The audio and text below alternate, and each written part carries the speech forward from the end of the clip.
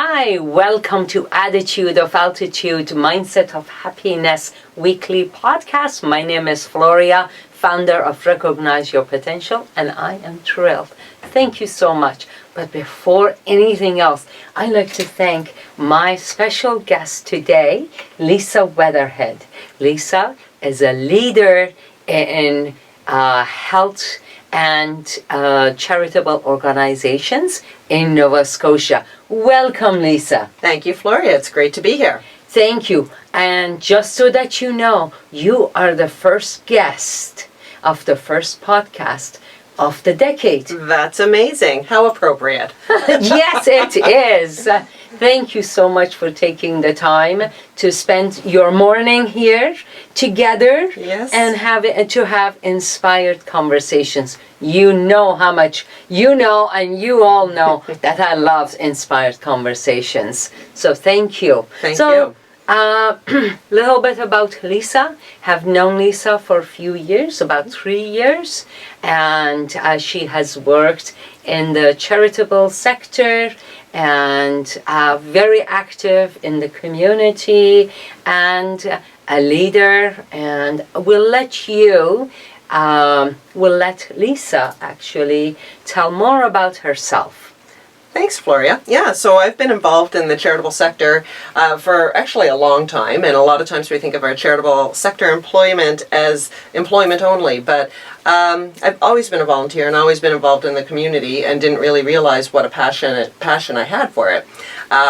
So I left the corporate sector, or the corporate world, about 10 years ago and made the leap into the charitable sector and higher education and healthcare charity, and equally importantly as a volunteer with Big Brothers Big Sisters as an organization that works on mentorship and positive relationships. So it's been an interesting ride. Fantastic. And you will learn a lot more about Lisa as we go on, and there will be 2 parts to our interview. And again, I cannot thank you enough for coming in the middle of winter in February to connect and have this conversation. So, Lisa, tell us a little bit about yourself, some of your passion. I know you have always been very interested in leadership and positive communication.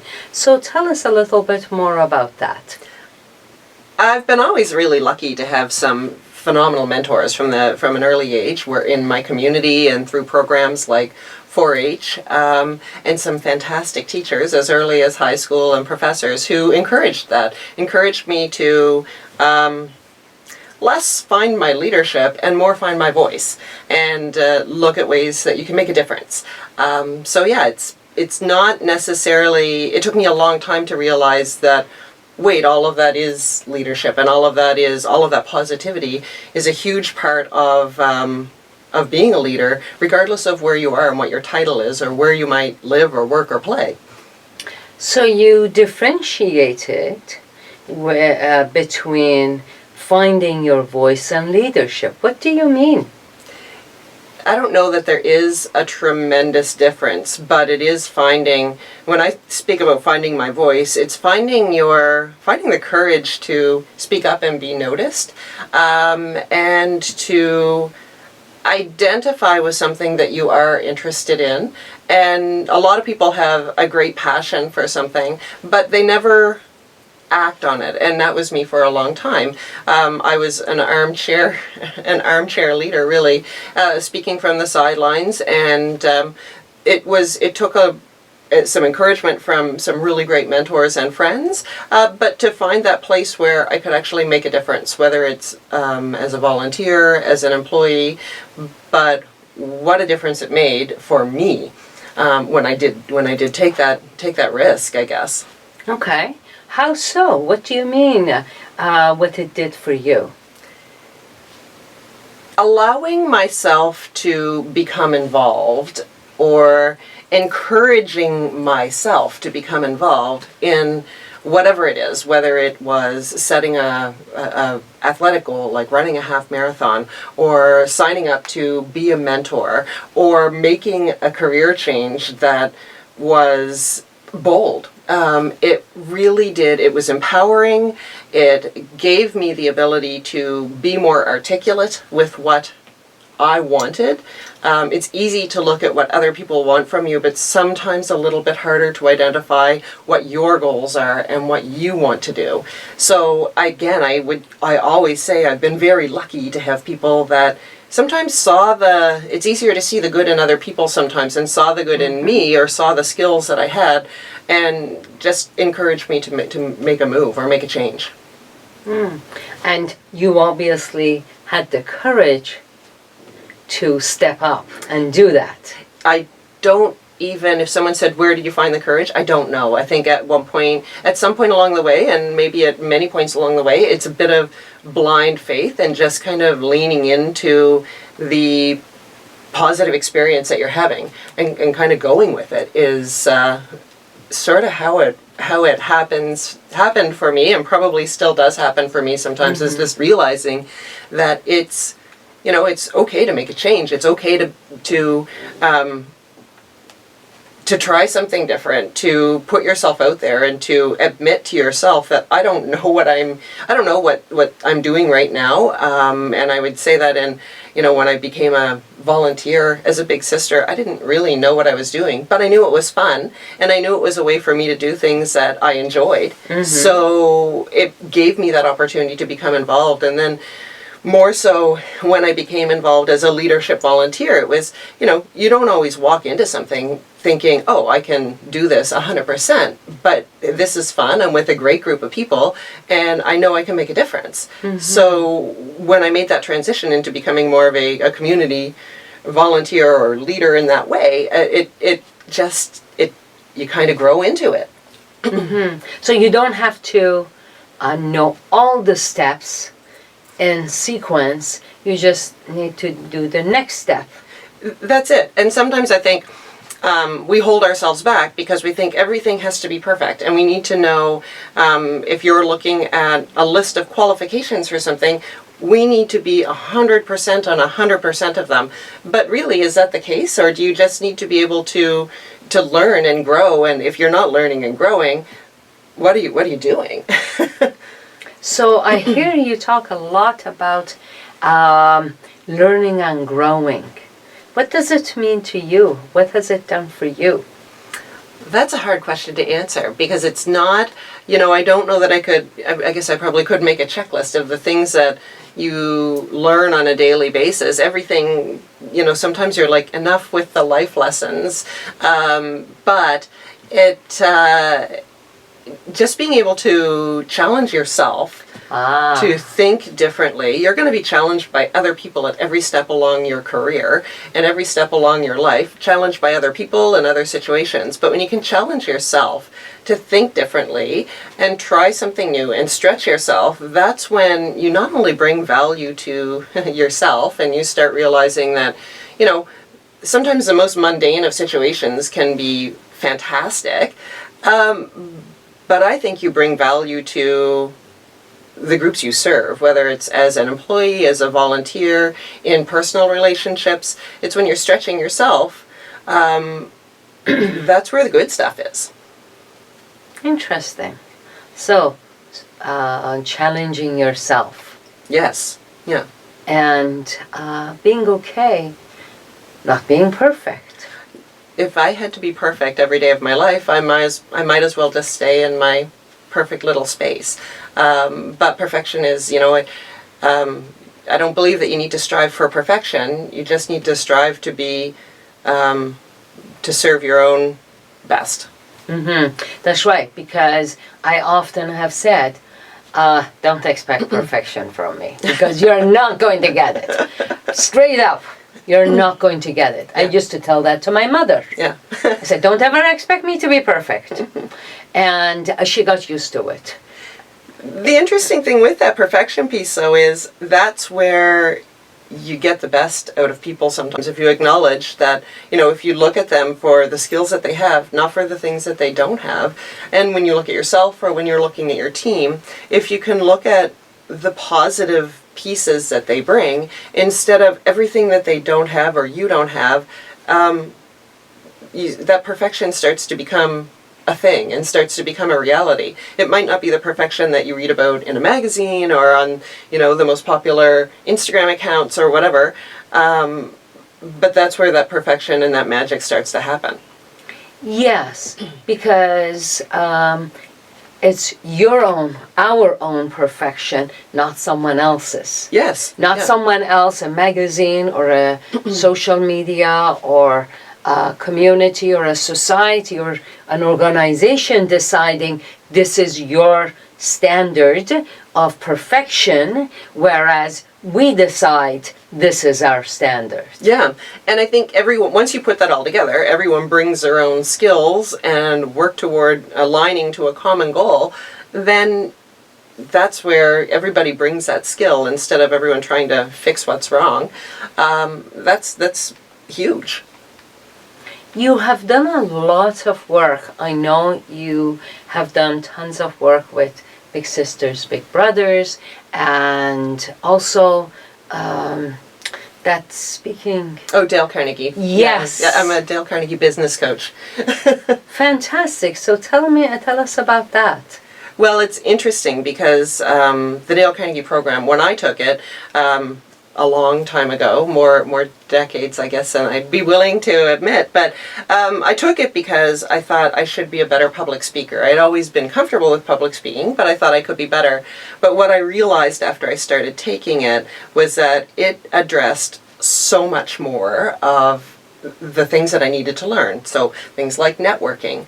I'll never forget, I was on my way into a Chamber of Commerce event, and I thought they're going to find me dead outside this building because I was so nervous to walk in there knowing nobody, not even knowing where the bar was or the cheese table was. I was so scared, but it just allowed me to manage stress and to become a more effective communicator and networker. So it really did have a dramatic impact on me. And when I decided to move into the instructor or facilitator side of it, it made me realize, again, you're not looking for perfection, and nobody in there is. They just want to see success. And it's incredible to me to see people grow and to become more comfortable and learn about themselves. Why? I think I'm a teacher at heart. But you don't teach. You can give everybody all the tools. You can read the book. You can watch the videos. You can spend a whole lot of time on YouTube looking at other people doing something good. But until you apply it yourself and you start to take some of that knowledge and add the skill and then have an opportunity to practice it, you're not going to see the same result. You'll always see some result. Putting them together, you start to see a difference. And it's difficult to practice it because sometimes you're stepping outside of your comfort zone, even in terms of how you deal with other people. So it's tricky business doing that. But you start to see these small changes that turn into bigger changes. So words don't teach. It's how we practice it, how we live it. Yes, it is, and it's. You can read the book, you can watch a video, you can talk with the biggest experts in any subject, but until you practice it, you're not going to internalize it, and it's not going to become part of who you are, and it doesn't become a skill you can fall back on when things are challenging. So it's important to internalize what we learn. Most definitely. And how do you internalize what you learn? For me, it is doing it. And actually, when I had an assignment with Dale Carnegie, or when you are trying a new skill in the workplace, or when you're working with a new group of, a new team, it's actually doing what you know, and what you've learned and putting it into practice. You're absolutely right. And I totally agree, because that's how I learn. I always read it, and then I say, okay, now let me live it. Let me practice it.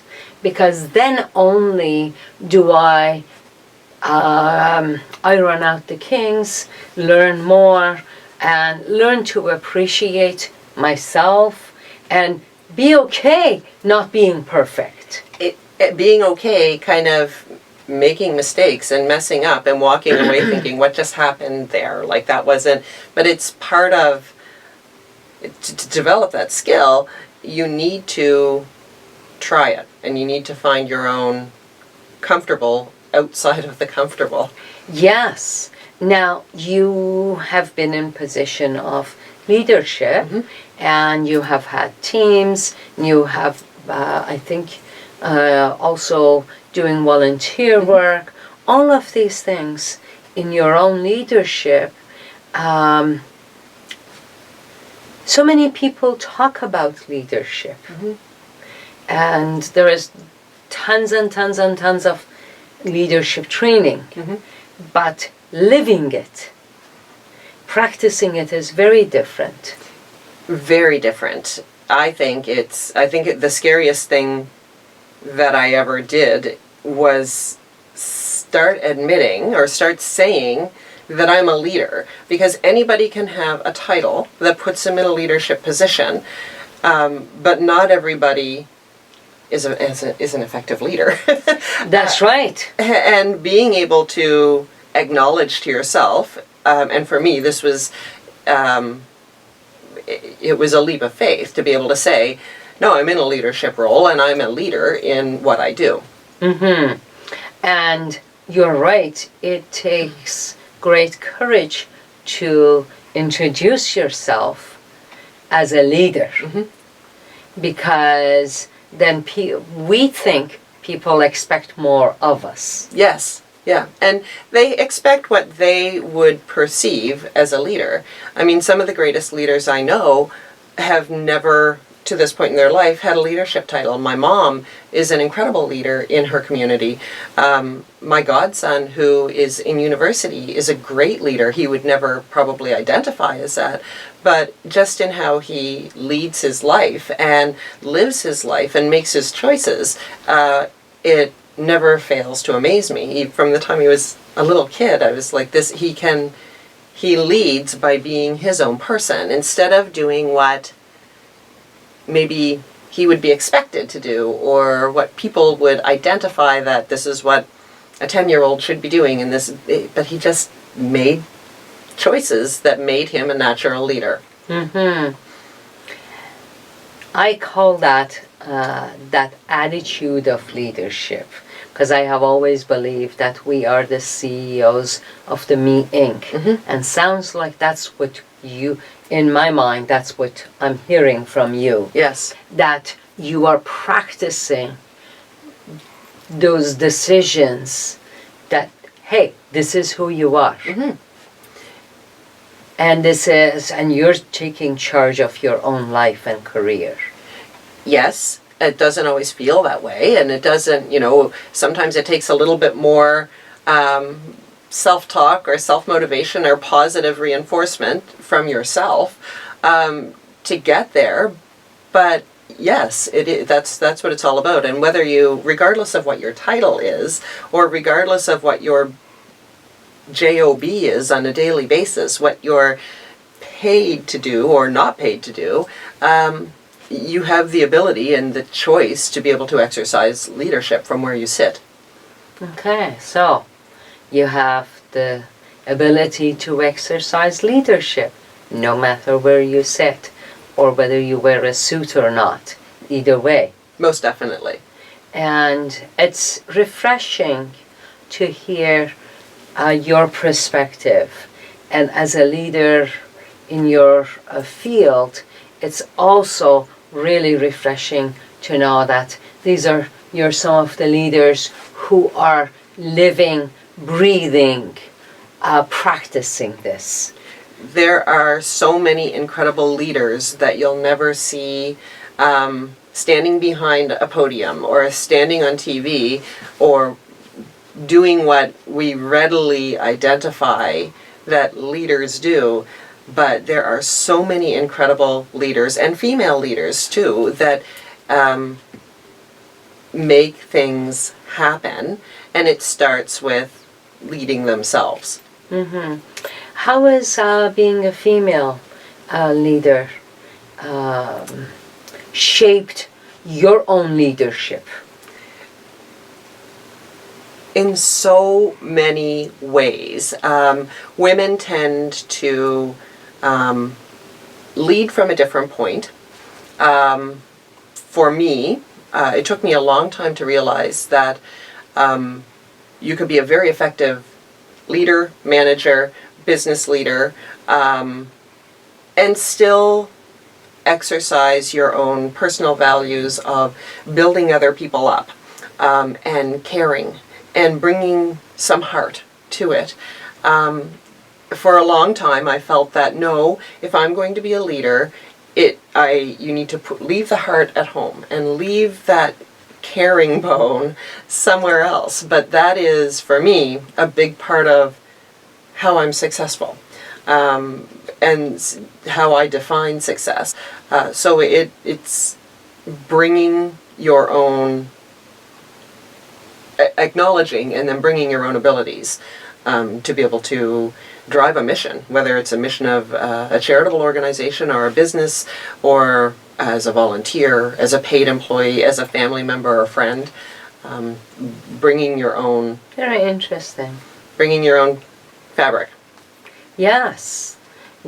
So tell us more about your fabric, and what are the qualities of leadership that you enjoy, that are important to you.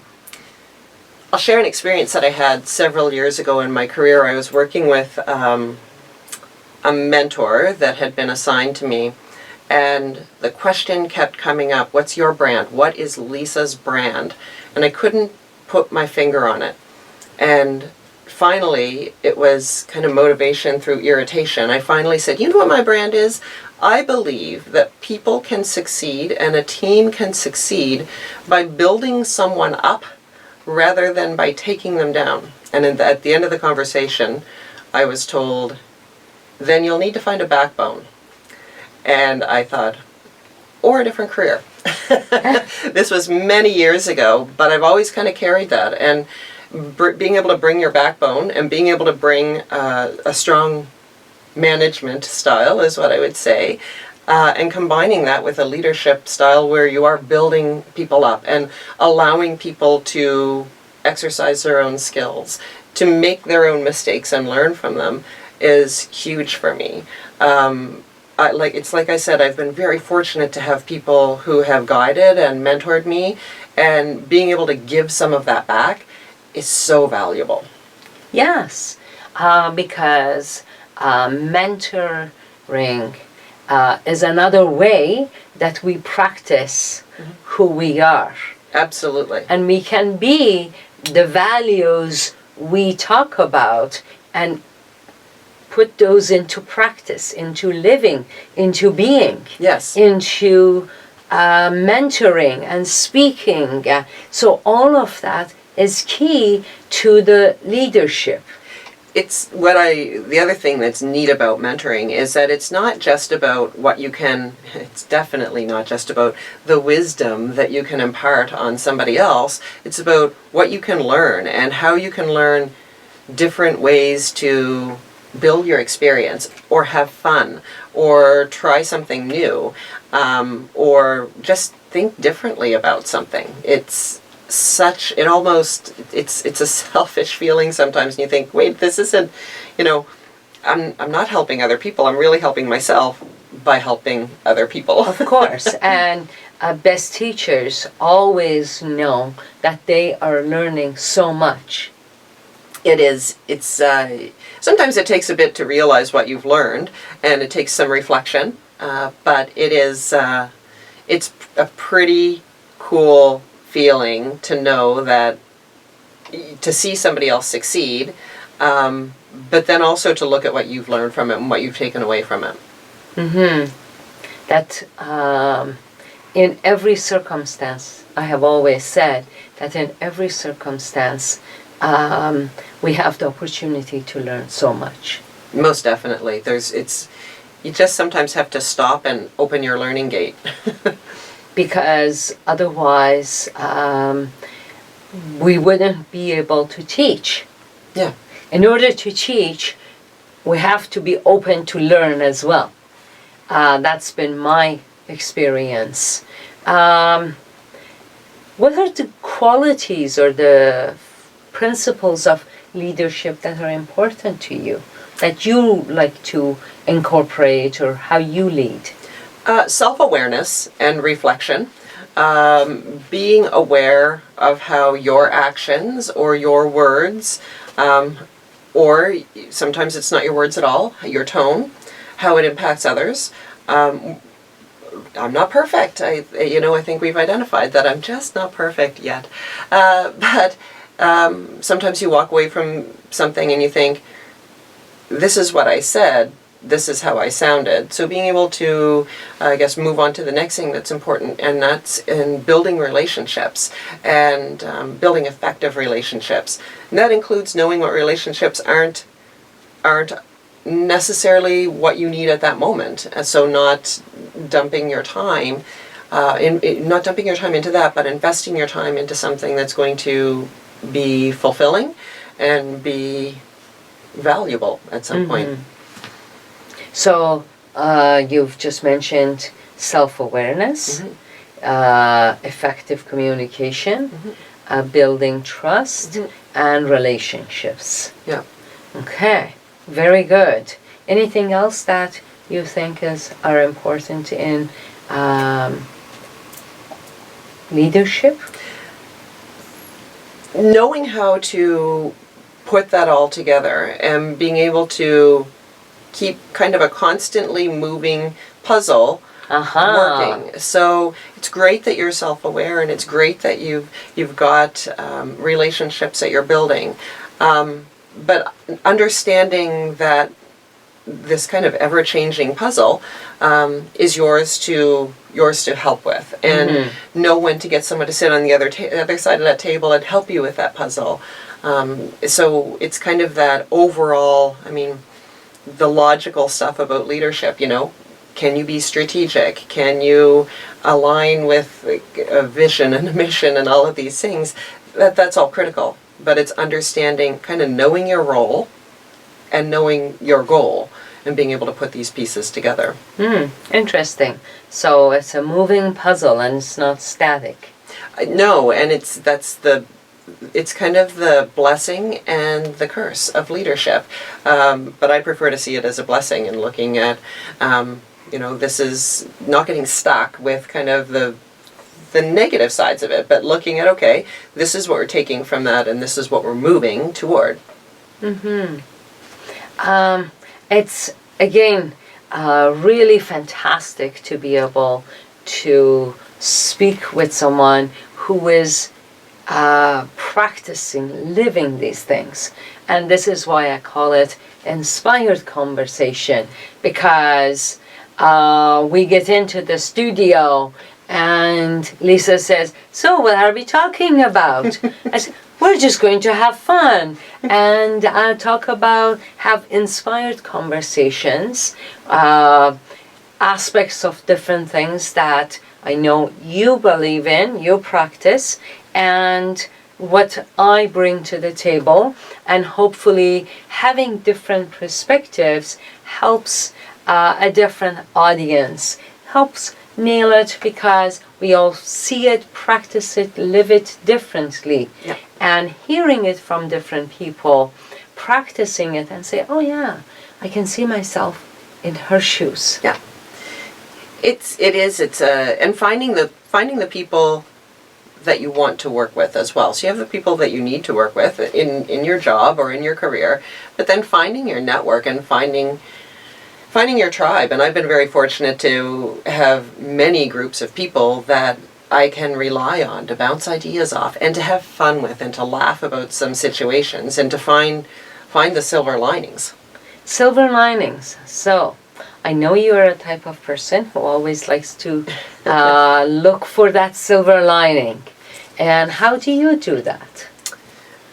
I learned from the best. I learned from my mom, and even when I was a kid, if I would come home complaining about a situation at school, or, you know, a kid that I didn't get along with, or whatever that was, she's like, "Tell me one good thing about that."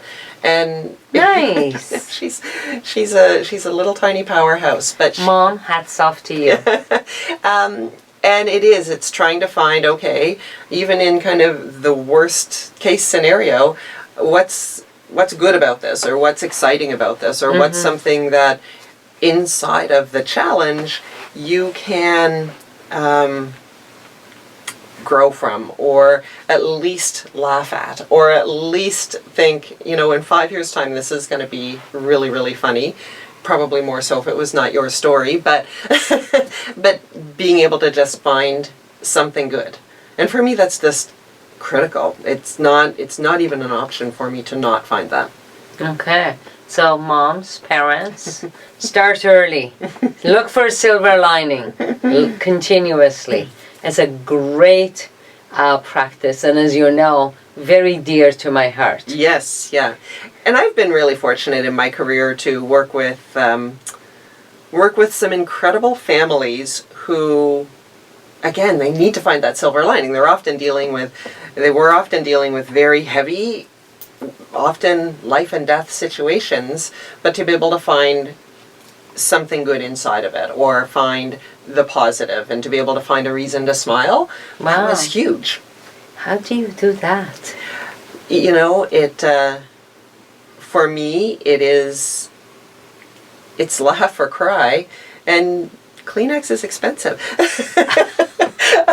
For me, that was my approach, and for them, it was just, in many cases, finding something positive, because there's just often so much darkness and so much heaviness. It's finding something positive to kind of hold on to. Mm-hmm.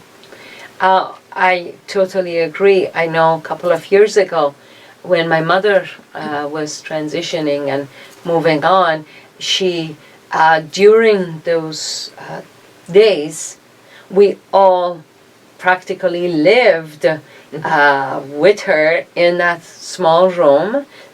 We would go away and come back and take shifts and come together for meals, and it was fantastic.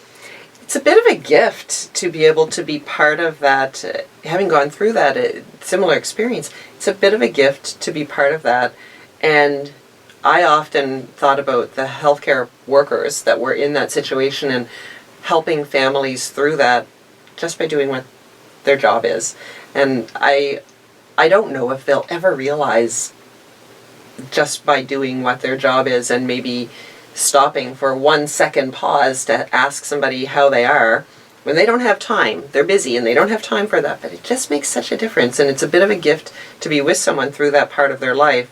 But then for those healthcare workers who see it every single day, I don't know if they ever realize what a gift they are in that situation. Yes, absolutely.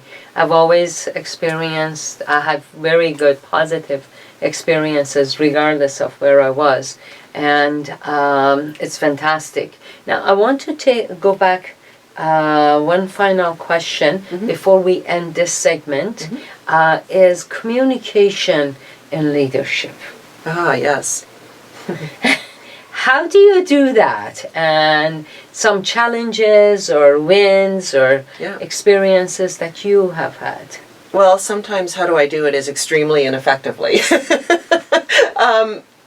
However, it takes practice and discipline and listening. Often, and that's not something that I'm sure if anybody has been in this situation with me, they might say, oh yeah, sure.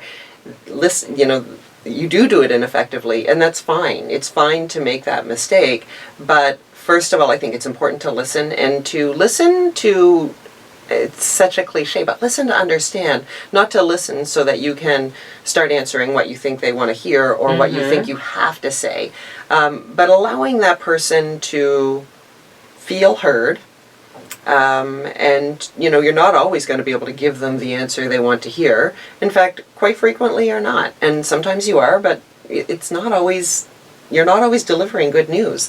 But it's realizing that they have to be heard. Mm-hmm. They want to be heard. It's important for them that probably when you listen, you're going to learn something that may shift your perspective or may shift how a conversation flows. But really it's making time to communicate, to turn away from your keyboard and turn away from your desk when somebody's speaking to you and acknowledge them and be there. Mm-hmm. I've had conversations where I wasn't paying attention to somebody, they walked out, and I panicked the next day when they didn't show up, when they said, don't forget I have a meeting tomorrow morning. And I said, yeah, no problem. And just kept working away. But it's being mindful and being present, and delivering a message, remembering to be caring. Wow. Some very good tips. Be mindful, be present, self-awareness, communicate, listen to understand. I did not pay Lisa, by the way, to say all of these. She had no idea I was going to ask these questions. And in fact, Lisa, we're going to come back for more inspired conversations. Great. And so don't go anywhere. So please write. My personal email is floria@recognizeyourpotential.com. You can also reach me through my social media @FloriaTrans. Please subscribe to the videos, the YouTube, or the podcasts. Love hearing from you.